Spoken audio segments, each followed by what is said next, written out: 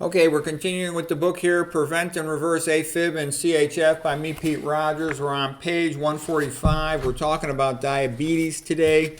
So the first picture here is I sort of, made up a staging system for diabetes, and I based it on the ideas that I had gotten from reading all about diabetes and like the work of Gerald Shulman. Gerald Shulman won the Banting Award in 2018 as the best diabetes researcher in the world, and he called his idea the ectopic fat theory. And a lot of this work also comes from the work of Roy Taylor. They both worked on MRI showing where fat first shows up in a diabetic patient. So the first findings in the skeletal muscle, they get accumulation of fat. They call it intramyocellular lipid. Lipid and fat's the same thing. And that's the first finding that's detectable with insulin resistance. Insulin resistance is what type 2 diabetes is all about. Okay, it accumulates first in the skeletal muscle, then it accumulates in the liver. Later on, it's going to accumulate in the pancreas. So when it accumulates in the liver, you got a fatty liver, and you can't control blood glucose level. Once it goes to the pancreas, it destroys insulin production, and then you're insulin-dependent diabetic. So when it's in the muscle, you get insulin resistance after eating. To eat is called prandial. So you get postprandial insulin resistance with postprandial hyperglycemia. When you get accumulation of fat in the liver, fatty liver, then the liver loses its ability to regulate blood glucose. It keeps on pushing glucose into the blood even when the blood glucose level is elevated. So then you get hyperglycemia around the clock, including when you're fasting. So you'll have fasting hyperglycemia. And that's one of the ways you can diagnose diabetes as well. Elevated fasting blood sugar level. All right.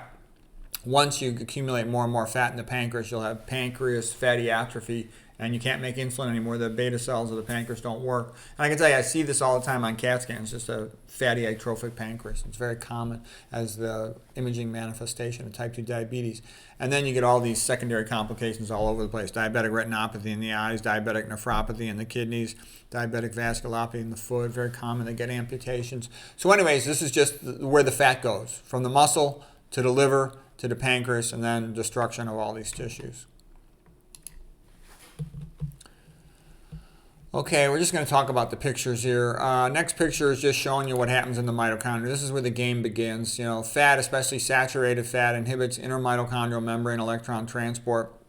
Because you can't transport the electrons through the carriers, it's like a fireman bucket brigade passing down electrons. You start dropping electrons into the mitochondrial matrix, and they'll often combine with oxygen, forming superoxides. Okay, then the mitochondrial matrix is pretty good at neutralizing those. It's used to having some of those all the time, but when there's too many of them, it can overwhelm the ability of the mitochondria to neutralize those. With enzymes like SOD, superoxide dismutase. Okay.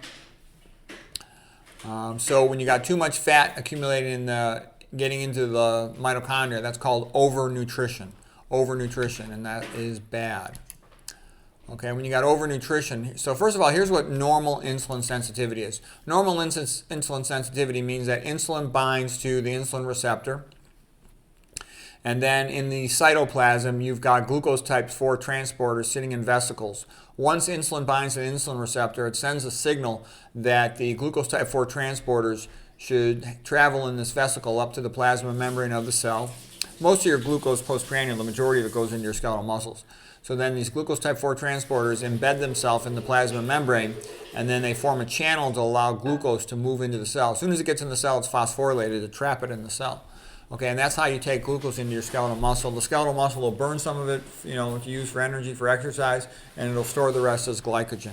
And the glycogen stored in the skeletal muscle is just for that individual muscle. That's different than the glycogen stored in the liver, which is used for the whole body to maintain blood glucose level. The most important thing the liver does is maintain blood glucose levels for the brain. Okay. All right, now here shows you overnutrition. When you have excess fat accumulating in the mitochondria, and it causing sort of overwhelming the intermitochondrial membrane with too many electron carriers heading up to the intermitochondrial membrane, the cell has a signal for what is called overnutrition, and it will block these glucose type 4 transporters from going up to the plasma membrane. So now the glucose can't get into the cell, so you get postprandial hyperglycemia. So this is the mechanism of insulin resistance. Fat-induced overnutrition, inhibiting intermitochondrial membrane electron transport, leading to a blockage, prevention of the glucose type 4 transporters from going up to the plasma membrane. Okay. You can still get these things to go up, the glucose type 4 transporters to go up to the plasma membrane if you exercise, if you walk a lot. That's why it's a good idea to go for a walk after dinner, especially if you're a type 2 diabetic. I always walk a lot when I fast, when I floss my teeth at night. Okay, now here's what carbohydrate tolerance is all about. If you just eat starch alone, nothing else for the meal, a low-fat starch, typical starch, you will have a small bump in your blood glucose. That's normal, but your blood glucose stay normal a prolonged amount of time. If, on the other hand, you eat high-fat foods, especially saturated fat first, and then you follow that by eating carbohydrates, then you get a much higher and a much more prolonged elevation of your blood glucose level.